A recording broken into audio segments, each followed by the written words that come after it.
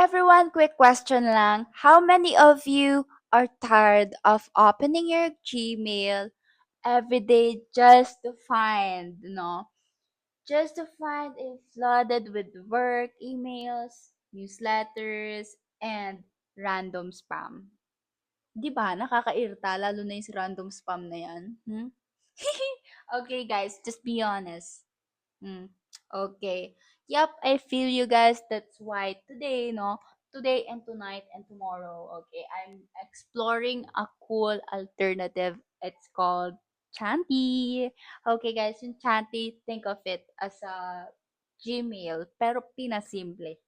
Pinasimple siya, no? Hindi na maraming kailangan pinutin na pinutin. Okay. Ito mas convenient siya, guys. Promise. Because for team communication siya.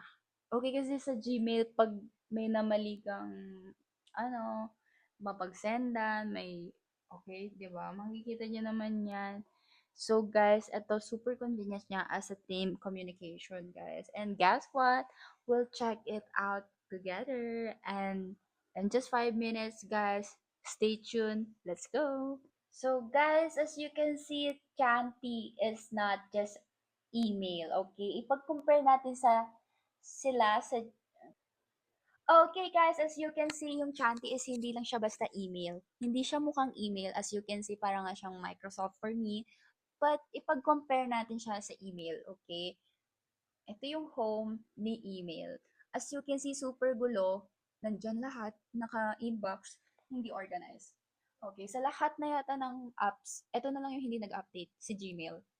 Okay, kung mag-update lang, mababago lang yung mga pindutan, pero ito, nung araw pa to ganito. So, for your convenience, guys, gumawa na si Chanty ng ganito. Okay, dito kayo mag-chat ng inyong mga teamwork or mga colleagues nyo, mga ka-coworker nyo. O, dito na lang kayo send instant message, share files, and more over chat. Okay, pwede din kayo dito mag-call.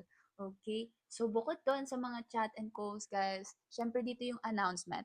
Dito yung announcement na hindi pa pwedeng mag-chat yung iba.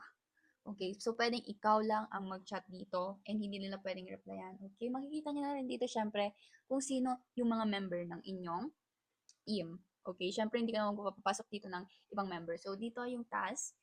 Okay, guys. So, nandito naman, kailangan may ma-accomplish, i-message yung task, and multiple na naka-assign. Okay, pag si Unggoy, hindi niya pa ginagawa yung naka-assign a deadline na tomorrow. So, you have to tap him, makikita mo yung progress niya. Okay? Kaya sa recurring task naman, set task to repeat automatically on a custom schedule. Okay? Kaya syempre, naka-auto na yan na schedule, guys, ha?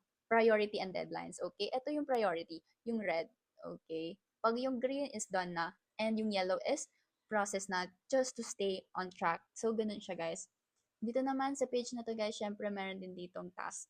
Ikaw naman, okay, dito naman yung dashboard mo para sa'yo, okay. So, kung dito makikita mo yung sa team mo, okay, eto guys, makikita mo yung sa team mo diyan, pero dito sa task is pang sa'yo 'to. So, personal mo 'to, okay, nakalagay dito yung to-do list mo, okay. So, ito yung kailangan mo i-prioritize and once you're done, dito mo na siya ilalagay, okay. Dito naman sa calls, guys, syempre, okay, ayan.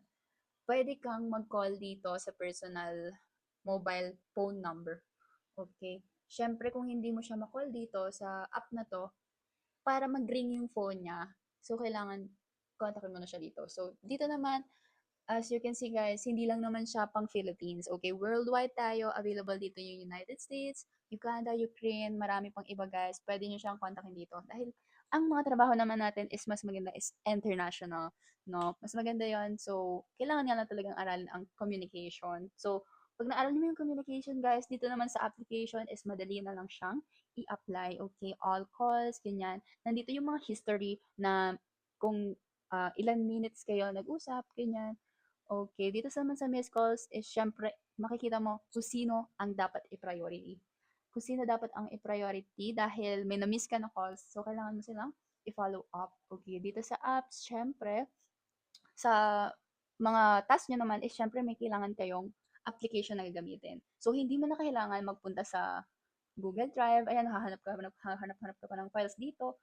So, dito guys is, pag pinindot mo yung Google Drive is makikita mo na kung ano yung kailangan mong gawin. Okay, madadirect ka na kagad dito. Kunwari, um, wait, pumindot ka ng Google Drive.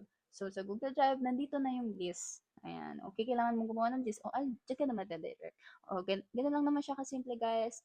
And sana, no, magamit nyo siya dahil super convenient niya and sana i-hype natin siya. So, dito, I highly recommend na yung notifications nyo is may scheduling din kayo dyan. Okay, so ganun siya kaganda guys. Ganun siya sa super convenient. And ang main purpose nito is to build a community, a healthy community guys. Okay, ganyan lang naman po siya kasimple. And I hope to see you all soon. Sana magwagi tayo sa buhay guys. And maging successful ang lahat ng ito. Goodbye!